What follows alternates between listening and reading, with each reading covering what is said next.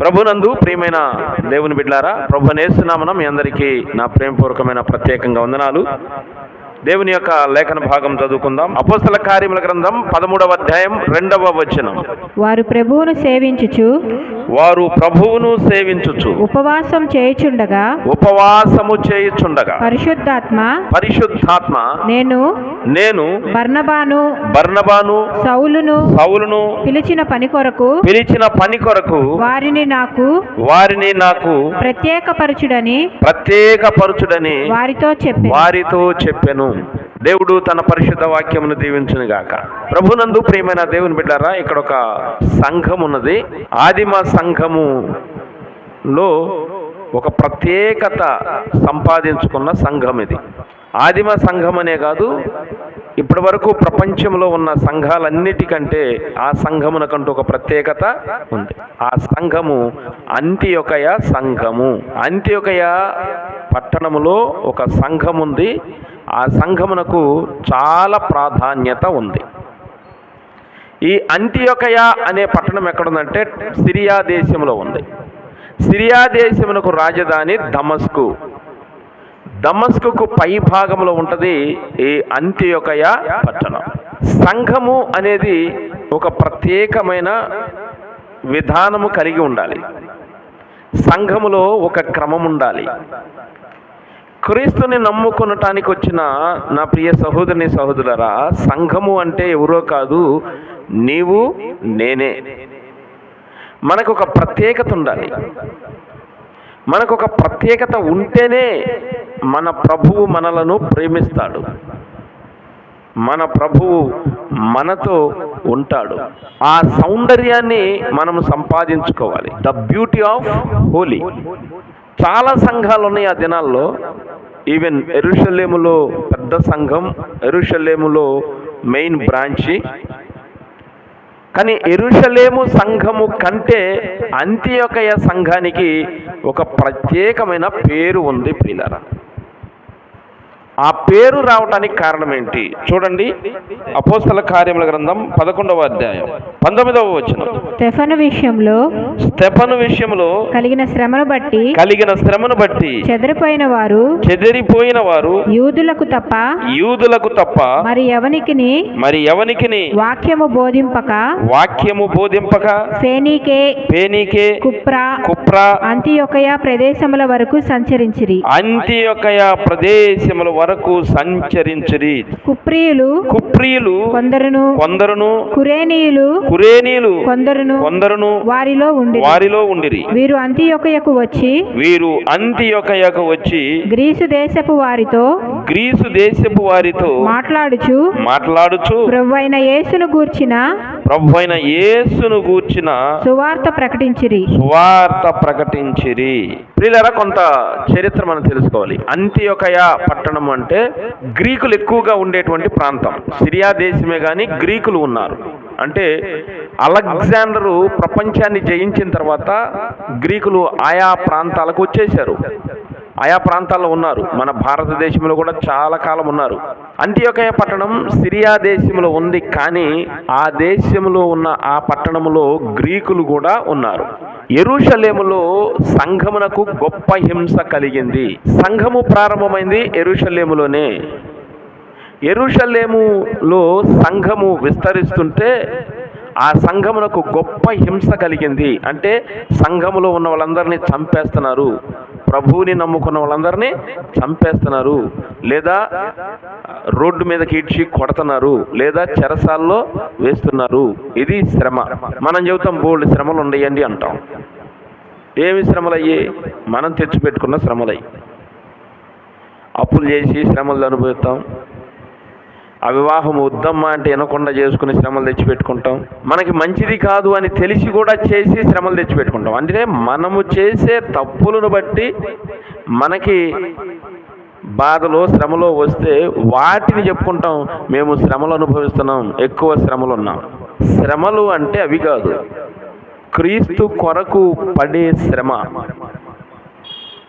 యేసు ప్రభువారు పరలోకమునకు ఆరోహణమైన తర్వాత, అపోస్తలుల మీద పరిశుద్ధాత్మ దేవుడు దిగిన తర్వాత అనేకమైనటువంటి అద్భుతాలు జరిగినాయి. స్తోత్రం.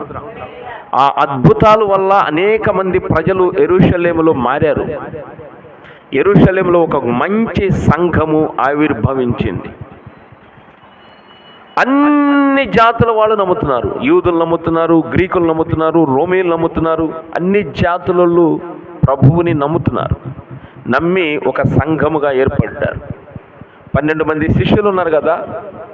ఇస్కరియోతు యోధా పోతే ఇంకొకరిని కూడా చేర్చుకున్నారు. మొత్తం 12 మంది శిష్యులు. ఆ 12 మంది శిష్యుల యొక్క సలహాలు, ఆ 12 మంది శిష్యులు నడిపించే విధంగా సంఘము సెటరైట్ అయి నడుస్తుంది. సంఘము అంటే ఒక డిసిప్లిన్, ఒక విధేయత ఉండాలి, ఒక స్పష్టత ఉండాలి. సంఘము అంటే ప్రతి ఒక్కరిని గౌరవించి ఆత్మీయంగా ప్రేమించే సంఘం. సంఘాన్ని నడిపించే నాయకులు ఎవరైనా ఉంటే వారిని అమితముగా గౌరవించేది సంఘం. నాయకులు కూడా విశ్వాసులకు తగినట్టుగా నడుచుకుంటూ విశ్వాసులను బలపరిచేది సంఘం. తమకు కలిగినది ఏది కూడా తమది అనుకోలేదు. వాళ్ళు చర స్థిర ఆస్తులు అమ్మి అపోస్తలుల దగ్గర పెట్టారు. వారికి కలిగిన ఆస్తులన్నీ అమ్మి అపోస్తలుల దగ్గర పెట్టారు. ఏమంటే, అయ్యా, మేము చేయలేకపోతున్నాం ప్రభు పరిచర్య, మీరు చేస్తున్నారు, అందుకు మీరు యోగ్యులు, అందుకు మిమ్మల్ని దేవుడు ఎంచుకున్నాడు, మీరు ఇంకా బలంగా పని చేయండి, డబ్బుల కోసం వెనకాడమాకండి, ఏ అవసరతల కోసం వెనకాడమాకండి, మాకు కలిగినది ఎత్తుకొచ్చిస్తాం, ఇంకా మేము పని చేసి ఇస్తాం. ఒక మనిషి కూర్చుని లాట్ వేసుకోవటానికి కాదు, ఒక మనిషి కూర్చుని బిల్డింగుల మీద బిల్డింగులు కట్టుకుని పొలాల మీద పొలాలు కొనుక్కుని సంపాదించుకునేది కాదు సంఘం. అందరూ సమకూర్చిన ధనము కేవలం దేవుని పనికి వాడటమే. ప్రార్థనకు వచ్చిన వాళ్ళందరికీ భోజనాలు ఏర్పరచటం, ప్రార్థనకు వచ్చిన వాళ్ళందరికీ వసతులు కల్పించటం, ఎక్కువ సమయం ప్రార్థనలో గడపటం, ఎక్కువ సమయం దేవుని వాక్యముతో నడుచుకోవటం, అపోస్తలులకి పరిచర్య చేయటం. సంఘము అంటే దేవునికి లోబడేది, దేవుని చిత్తమును జరిగించాలన్న ఆసక్తి కలిగింది. మనము ఆ సంఘములోకి వెళ్దాం. స్తోత్రం. ఆ సంఘం యొక్క అనుభవాల్లోకి వెళ్దాం, ఆ సంఘం యొక్క క్రమాల్లోకి వెళ్దాం. వేలల్లో లక్షల్లో మార్పు చెందారు. ఒక్కరోజే 3,000 మంది బాప్తిసం పొందారు పేతురు దగ్గర. కాబట్టి యెరూషలేములో అపోస్తలులు అనేక వేల మంది చేర్చబడితే రోజు ప్రార్థనలు ఉండేవి, రోజు అద్భుతాలు జరిగాయి, రోజు భోజనాలు ఉండేవి, రోజు పరిచర్య ఉండేది. స్తోత్రం. అది సంఘం. అందరూ ఒకే మాట, అందరిది ఒకే ఆలోచన, అందరిది పరిశుద్ధాత్మ నడిపింపు. సంఘము ఒక తాటి మీదకి రావాలి అంటే కేవలము పరిశుద్ధాత్మ వల్ల మాత్రమే సాధ్యపడుతుంది. కనుక ఆదిమ సంఘము పరిశుద్ధాత్మతో నింపబడి జరుగుతుంటే హింస మొదలైంది. ఆ హింసలో స్టెఫను అనే ఒక యవనస్తుడిని చంపేశారు. చాలామందిని చంపేశారు, చాలామందిని పాడు చేశారు, చాలామందిని జైల్లో పడేశారు. స్టెఫన్ని చంపేశారు. రోజు హింస ఎక్కువైపోతుంది, శ్రమలు ఎక్కువైపోతున్నాయి. ఒకవేళ క్రీస్తుని నమ్ముకున్నాక నీకు గానక శ్రమలు వస్తే, ఏ శ్రమలు? నువ్వు అనుభవించే శ్రమలు కాదు, అవి నీకు సంబంధించినవి. క్రీస్తు కొరకు శ్రమలు వస్తే, క్రీస్తుని నమ్ముకున్నందుకు నిన్ను ఇంట్లో నుండి బయటికి నెట్టేస్తే, క్రీస్తుని నమ్ముకున్నందుకు నీకు ఫుడ్ పెట్టకపోతే, క్రీస్తుని నమ్ముకున్నందుకు పద్దాక నిన్ను హేళన చేసి అవమానపరిస్తే, క్రీస్తుని నమ్ముకున్నందుకు ప్రతి చోట నిన్ను తక్కువ చేసి నువ్వేమి చేయలేనుడు అని చెప్పి అనవసరమైన విషయాలు కూడా మీదకు వస్తే, అవి క్రీస్తు కొరకు శ్రమలు అంటే. కానీ ఆనాడు ఉన్న సంఘం రోషము గల సంఘం. స్తోత్రం. ఏం చేశారంటే, ఇక్కడ శ్రమలు ఎక్కువ అవుతున్నాయని అందరూ చెదిరిపోయారు, యెరూషలేమును వదిలేసి వెళ్ళిపోయారు. యెరూషలేమును వదిలేసి ఆయా దేశాలకు వెళ్ళిపోయారు. ఆయా దేశాలకు వెళ్ళిపోవడానికి కారణం ఏంటంటే, అన్ని దేశాలను రోమా ప్రభుత్వం పరిపాలిస్తుంది. స్తోత్రం. కాబట్టి అన్ని దేశాలకు చెదిరిపోయారు. చెదిరిపోయిన కొంతమంది ఒక గ్రూప్ అయ్యారు. చాలా మంది వెళ్ళిపోయారు, చాలా ప్రాంతాలకు వెళ్ళిపోయారు. కానీ కొంతమంది ఒక గ్రూప్ అయ్యారు. ఆ గ్రూప్ అయిన వాళ్ళు అంతియొకయ పట్టణానికి వచ్చారు. సిరియా దేశంలో ఉన్న అంతియొకయ పట్టణానికి వచ్చారు. అక్కడికి వచ్చి అక్కడ వాళ్ళు ప్రార్థన చేసుకుంటూ, అక్కడ చుట్టుపక్కల వాళ్ళకి దేవుని సువార్త చెబుతూ గ్రీకు దేశస్తులు తర్కిస్తూ ధీటుగా నిలబడ్డారు. అలా అంతియొకయలో సంఘం ఆరంభమైంది. ఆరంభమైన సంఘము రోజు పరివర్తన చెందుతూ పగడ్బందీగా సిస్టమేటిక్గా కట్టబడింది. యెరూషలేములో శ్రమ వస్తే, హింస వస్తే యేసును వదిలేయకుండా యేసు కొరకు ఊరు వదిలిపెట్టి వెళ్ళిపోయారు. యేసయ్య కొరకు ఊరు వదిలిపెట్టి వెళ్ళిపోయి అక్కడ ఖాళీగా ఉండకుండా మళ్ళీ ఏదైనా పనులు చేసుకోకుండా వాళ్ళు యేసు సువార్తనే ప్రకటిస్తున్నారు. ఆమేన్. యేసు ప్రభు సిలువ వేయబడితే పేతురు శిష్యులు అందరూ ఏం చేశారు? చేపలకు వెళ్ళిపోయారు. కానీ సంఘము కట్టబడిన తర్వాత, పరిశుద్ధాత్మ దేవుడు బలపరిచి వాక్యము వివరించిన తర్వాత వీళ్ళలో నాటబడింది ఏంటంటే ఎక్కడైనాను దేవుని సువార్త చెప్పాలంతే. మనము తింటామా తినమా, ప్రశాంతంగా ఉంటామా ఉండమా, నిద్రపోతామా పోమా, ఇవన్నీ ఏమి లేదు. ఖాళీ ఉంటే దేవుని వాక్యము చెప్పాలి. పాస్టరే కాదు, మీరు చెప్పాలి. వాళ్ళు పాస్టర్లు కాదు, వాళ్ళు విశ్వాసులు. అపోస్తలుల నీడన పెరిగినటువంటి బిడ్డలు. స్తోత్రం. 12 మంది అపోస్తలుల నీడన పెరిగినటువంటి బిడ్డలు. వాళ్ళు చెప్పిన మాట విని బాప్తిజం పొందారు. వాళ్ళు చెప్పిన మాట విని వీళ్ళకున్న స్థిర ఆస్తులను అమ్మేశారు, తీసుకొచ్చి అపోస్తలకు అప్పచెప్పారు. ఒక మాట చెప్పాలంటే బికారులు అయ్యారు. అదే మనమైతే అనవసరంగా ఆడు చెప్పాడు, ఆడు చెప్పిన మాట విన్నాము, నేను వద్దన్న కొంది అమ్మేసి ఆడికి పెట్టాడు, ఇప్పుడు గతి లేని వాళ్ళమే అంటాం. ఏమండి? 1000 రూపాయలు అయితే ఇస్తాం, 10,000 అయితే ఇస్తామా? దశంభాగం 1000 రూపాయలు అయితే దశంభాగం ఇస్తామండి. 10,000 ఇవ్వాలి వచ్చిన దానికి ఇస్తామా? ఎన్ని లాగుతాయో సైతాన్లు.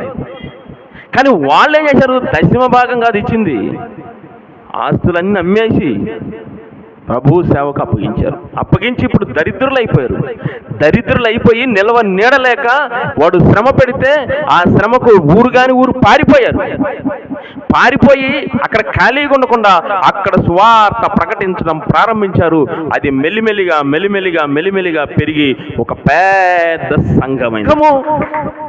ఎక్కడ కూడా జవ దాటకుండా, ఒక్క గీటు కూడా దాటకుండా సిస్టమేటిక్గా పెట్టారు. అలాంటి సంఘంలో నువ్వు ఎదిగితే నువ్వు ధన్యుడవు, ధన్యురాలవు. అలాంటి సంఘ క్రమాల్లోనికి నువ్వు వస్తే నిజముగా నువ్వు ధన్యుడవు. మందిరానికి వెళ్ళాం, వచ్చాం, కూర్చున్నాం, పాటలు పాడాం, వెళ్ళాం, అంతే. కూర్చున్న కాడ నుంచి వాళ్ళ గురించి వీళ్ళ గురించి మాట్లాడుకున్నాం, అయిపోయింది. కాదు. సంఘము అంటే దేవుని మాట వినండి, చెవి గలవాడు ఆత్మ చెప్పుచున్న మాట వినుగాక. సంఘం అంటే నీకు ఒక నియమం ఉంటుంది, ఆ నియమంలో నీకు వచ్చేసేయాలి, అంతే. వచ్చేసారు. వచ్చి అక్కడ సంఘ స్థాపన ప్రారంభమైంది. మనకైతే ఒక నలుగురు కలిసి సంఘం స్థాపిస్తే 2 సంవత్సరాలు తిరగక ముందే భేదాభిప్రాయాలు వస్తాయా లేవా? నేను లేకపోతే ఆడే ఉంది ఇవి వస్తాయి. వాళ్ళు ఎంతమంది ఉన్నారో తెలీదు, చాలా మంది ఉన్నారు. వాళ్ళందరూ ఒక నిర్ణయానికి వచ్చి ఒక చోట ఏర్పరచుకుని అది జరుగుతుంటే వారు పరిశుద్ధాత్మ దేవునికే అవకాశం ఇచ్చారు. ఆమేన్. సంఘము బలంగా కట్టబడింది.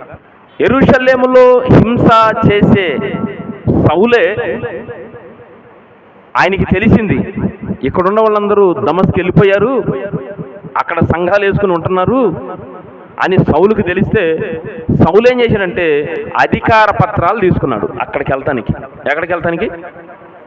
అంతియొకయ పట్టణానికి వెళ్తానికి. ఏ సంఘం గురించి చెప్పుకున్నాం మనం? అంతియొకయ సంఘం. అంతియొకయ సంఘం ఎలా ఏర్పడిందో చెప్పాం మీకు. ఆమేన్. ఇప్పుడు అంతియొకయ సంఘాన్ని కూడా పాడు చేయాలని బయలుదేరాడు సౌలు. ఎక్కడి నుంచి? యెరూషలేము నుండి. యెరూషలేము నుండి సిరియా దేశమునకు వెళ్తున్నాడు. ఇక్కడ యెరూషలేములో ఉన్న విశ్వాసులందరూ చెదిరిపోయి అంతియొకయలో ఏర్పడ్డారు. అంతియొకయలో సంఘం ఉంది కాబట్టి అక్కడ కూడా నేను వెళ్ళి వాళ్ళని పాడు చేయాలి, అదే వాడి పని. సంఘాన్ని పాడు చేయటం పని అండి. సంఘం వల్ల దేశానికి నష్టమే ఉండదు, సంఘం వల్ల చుట్టుపక్కల సమాజానికి నష్టమే ఉండదు. అలా పోగైన సంఘము గొప్ప సంఘం అయితే ఆ సంఘమును పాడు చేయడానికి కూడా సౌలు బయలుదేరి వెళ్తున్నాడు. ఈ వార్త అంత్యకాయలో ఉన్న సంఘ సభ్యులకు తెలిసింది. అక్కడున్న సౌలు ఇక్కడికి వస్తున్నాడు, మన మీద దాడి చేయడానికి వస్తున్నాడని. ఏం చేయాలి ఇప్పుడు వీళ్ళు చెప్పండి? యెరూషలేములో దాడి చేస్తే పారిపోయి అంత్యోక్యకు వచ్చారు. అంత్యోక్యలో కుదురు ఏర్పరచుకుని చక్కగా ఒక చోట కూడుకుంటే మళ్ళీ ఆ శత్రువే మళ్ళీ ఎక్కడికి వస్తున్నాడు. ఇప్పుడు ఏం చేయాలి వీళ్ళు? మళ్ళీ ఇంకో చోటకి వెళ్ళిపోవాలా? అంతే కదా మరి. క్రైస్తవులు తిరగబడి కొట్టకూడదు కదా, మరి అంతే చేయాలా? కానీ అంత్యోక్యలో ఏం చేశారంటే, యెరూషలేములో ఓడిపోయాము కానీ ఇక్కడ ఓడిపోవటానికి మేము ఇష్టపడం. యెరూషలేములో సిస్టమ్ ఉందో లేదో తర్వాత, కానీ అంత్యోక్యలో మాత్రం ఖచ్చితమైన సిస్టమ్ వచ్చేసి. కాబట్టి అంత్యోక్యలోకి వస్తున్నాడని తెలిసి, బహుక్రూరుడు వస్తున్నాడు, చంపేస్తాడు, దొరికినట్టు చంపేస్తాడు, ఆడవాళ్ళని పాడు చేస్తాడు అని తెలిసి సంఘమంతా ఉపవాసాలు ప్రకటించుకుంది. సంఘం అంతా ఏం చేసింది? ఉపవాసం. ఎటు కూర్చున్నా ఏం లేదు, ఎక్కడెక్కడో ఉంటారు కదా, ఇమ్మీడియట్గా ఉంది వార్త, సౌలు వస్తున్నాడని. ఎవరికాళ్ళు మెసేజ్ చెప్పుకున్నారు, వెళ్ళి పలానోడు వస్తున్నాడు, మనం సంఘంలో ఉపవాస ప్రార్థన రండని. ఒక్క మాట చెబితే ఈగలల్లే వచ్చారు. ఆత్మ చెప్పుచున్న మాట చెవి ఉంటే, చెవి అంటే వినే చెవి ఉంటే ఒక్క మాట చెబితే వచ్చేస్తారు. స్తోత్రం.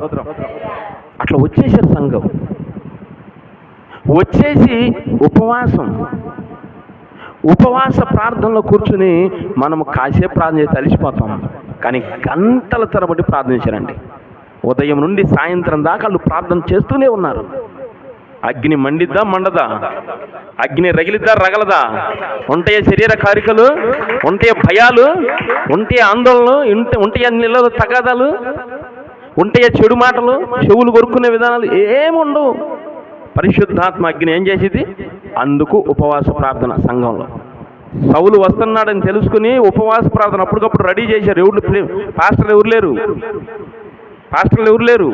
ఆ నలుగురు ప్రధానమైన వాళ్ళు ఉపవాసం పెడదామంటే పెట్టారు. అందరూ వచ్చారు, ఉపవాస ప్రార్థనలో పాల్గొన్నారు.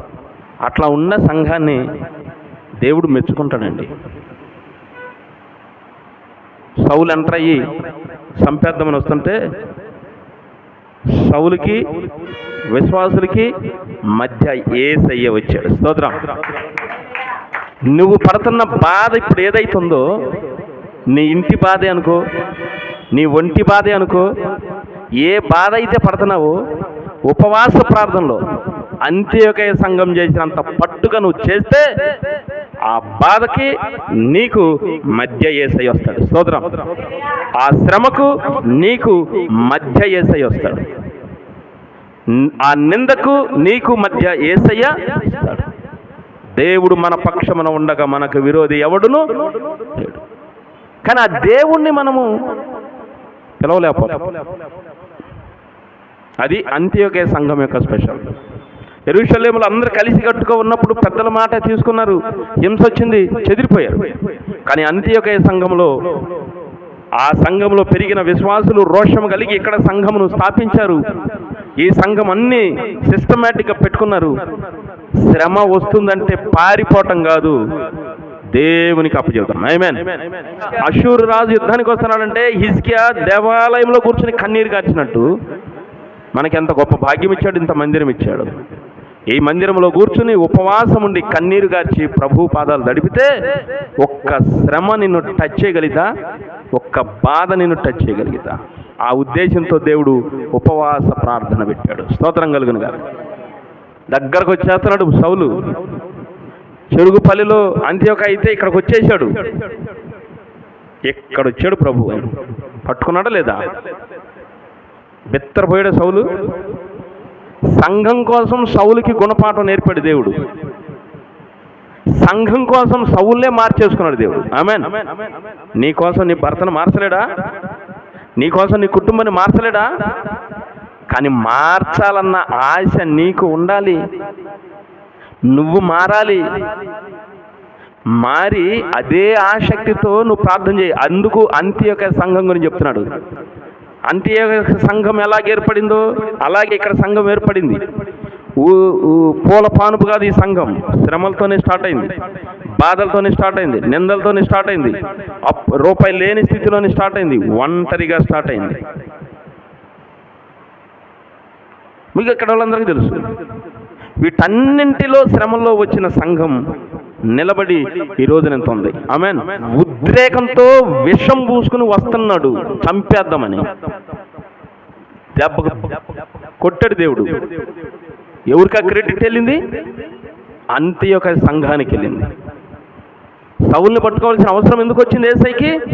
అంత్యొకయ సంఘం చేసిన ప్రార్థన. అలాంటి ప్రార్థన వీరులుగా మనము నిలబడాలి. ఆమేన్. ఉన్నది లేనట్టుగాను లేనిది ఉన్నట్టుగాను చేయగలిగిన దేవుడు మన దేవుడు. మారిపోయి పిల్లిలాగొచ్చి సంఘంలో కూర్చున్నాడు. పులిలాగా సింహంలాగా జూలు దులుపుకుని ఎక్కడ క్రైస్తవులు ఎక్కడ క్రైస్తవులు ఎక్కడ క్రైస్తవులని ఎంటాడి పరుగులు తీసేవాడిని ఒకే ఒక్క దెబ్బ కొట్టింది అంత్యొకయ సంఘం ఉపవాస ప్రార్థనతో. సౌలు దెబ్బగా పట్టబడి వచ్చి అదే సంఘంలో చేర్చబడ్డాడు. సంఘంలోకి వచ్చిన ఆయన పరిచర్యతో ప్రారంభమయ్యాడు. ఎవరైనా విశ్వాసి పరిచర్యతోనే స్టార్ట్ చేయాలి విశ్వాస జీవితం. సంఘంలోకి వచ్చిన మనమందరము చిన్న బిడ్డల లాంటి వాళ్ళం. చప్పలు కూడా మేము చిన్న బిడ్డలైన మనమే దేవుని పని చేయడానికి మొహమాటం వేసి సిగ్గుపడి నేనేంది పరిచయం చేయటం అనుకుంటే నువ్వు దేవుని దగ్గర ఎట్లా ఎదుగుతావు అసలు? మీరు గుర్తుపెట్టుకోండి, ఇక్కడ చేయకపోయినా పర్లేదు. ఎక్కడైనా మీరు ఒక సంఘానికి వెళ్తే ఖచ్చితంగా సంఘంలో పరిచర్య చేస్తేనే దేవుడు గుడ్ మార్కులు వేస్తాడు. ఖచ్చితంగా గుడ్ మార్కులు వేస్తాడు. అప్పటికి మీకేం లాభం రాకపోవచ్చు, అప్పుడు మీకేం కనపడకపోవచ్చు, కానీ దేవుని దగ్గర మాత్రం నీకు సర్టిఫికెట్ ఉంటుంది. పరిచారకురాలు. స్తోత్రం. మంచి పరిచారకుడు. నేను మీకు చెప్తా, క్రికెట్ టీం ఉందా? క్రికెట్ టీంలో ఎంతమంది? 11 మంది. 11 మంది 11 రకాల నిపుణత కలిగి ఉంటేనే టీం పర్ఫెక్ట్గా ఉండట్టు. అవునా?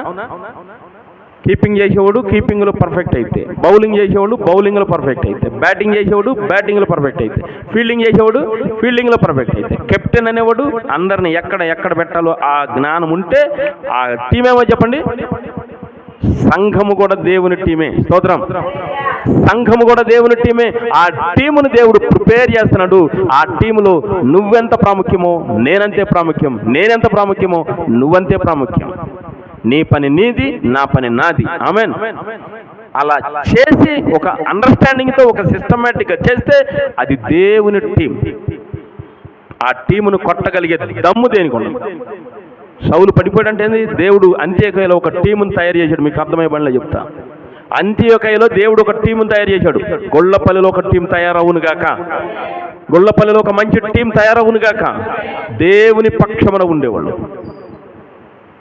అంత విధేయత, అంత లోబడే తత్వం, అంత ప్రేమ, అంత స్వచ్ఛమైన మనసు. ఆడికెళ్తే పని చెప్తారు అనుకోకూడదు. ఆడికెళ్తే వాక్యం చెప్తారు అనుకోకూడదు. దేవుని సన్నిధి అంటే అలా ఉంటే రైట్. సౌలు పట్టబడ్డాడు, వచ్చాడు, సంఘంలో పిల్లవాడలే చేరాడు, పరిచర్య చేస్తున్నాడు. మొదట్లో ఎవడు నమ్మలేదు, అది వేరే చరిత్ర లేదు, మళ్ళీ దానికి వెళ్ళే ఉంటే టైం చాలిపోదు.